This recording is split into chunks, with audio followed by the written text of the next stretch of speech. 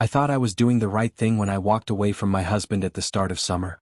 In my mind, I was chasing freedom, chasing adventure, chasing some long-lost version of myself I had buried beneath the quiet rhythms of marriage. I told myself I was suffocating in routine, missing out on the life I was meant to live. So, without much warning, just a vague excuse and a hollow promise that I need space, I packed my bags and walked out on the man who had loved me without conditions for 7 steady years. I truly believed I was chasing happiness. And at first it felt like I had found it. The season unfolded like a glossy travel blog. Beach trips, music festivals, spontaneous road drives, rooftop parties with strangers who felt like old friends after a few drinks. I wore sundresses and red lipstick and convinced myself this was liberation. My social media glowed with selfies in golden light, cocktails balanced perfectly in hand, sunlit smiles masking the chaos underneath. Old friends I hadn't spoken to in years began reaching out, telling me how brave and inspiring I was for choosing myself. I believed them. I needed to. But as the weeks wore on, the high began to flatten. The buzz dulled. The strangers I danced with blurred into forgettable faces. The nights became less electric and more exhausting. The laughter grew thinner, the silences longer.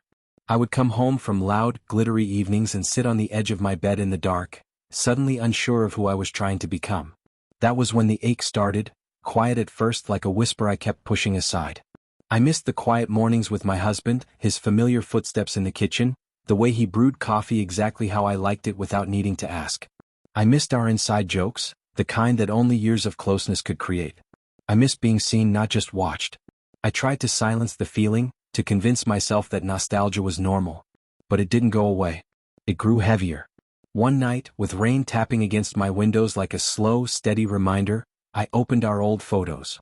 I scrolled through vacations, birthdays, even the quiet everyday shots, the kind of moments you don't realize are precious until they're gone. I read over the texts he used to send me. Ones where he told me I was his home. Ones where he believed in me more than I believed in myself. And that's when it hit me like a gut punch. I hadn't been escaping a prison.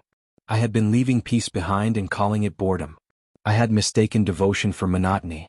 I had walked away from something real, thinking the world could offer me more. That night I texted him.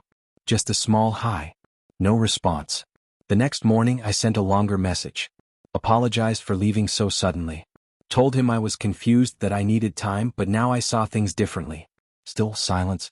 I called. Straight to voicemail. I tried again the next day and the day after that. Nothing. The silence was deafening. It started to feel less like distance and more like a wall I had built with my own hands. By the second week, desperation crept in like a slow chill. I emailed him, pouring my heart out in paragraphs. I told him everything, that I was wrong, that I missed him, that I had finally understood what love looked like when it was gone. But the reply never came. It was as if I had been erased from his world. Through mutual friends, I began to hear pieces of his life. He had changed his number.